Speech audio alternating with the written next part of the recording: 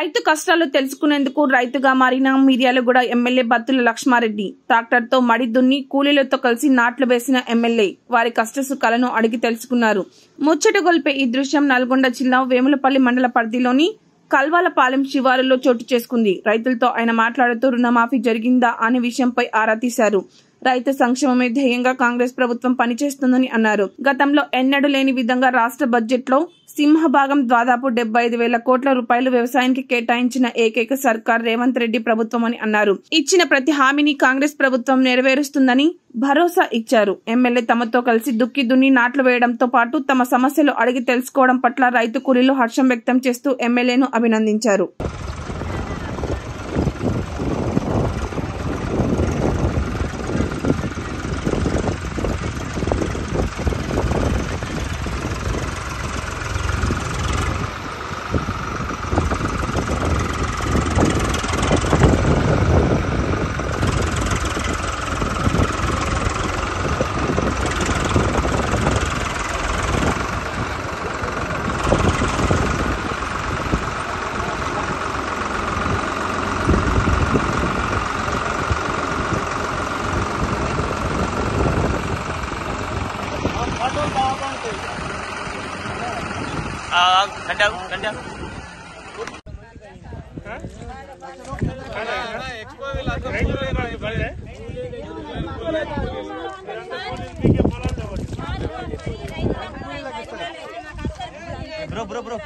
job card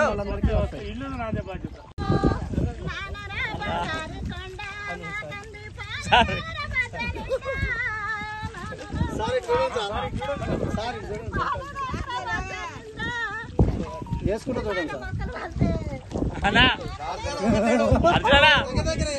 చూడండి ఈ మడ అయిపోవాలి అర్జునాడు ఈ మడ అయిపోవాలి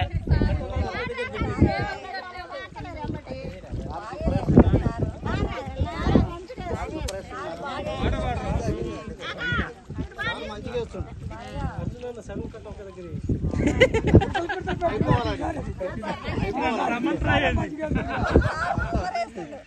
రేపు రమ్మనే తిట్ట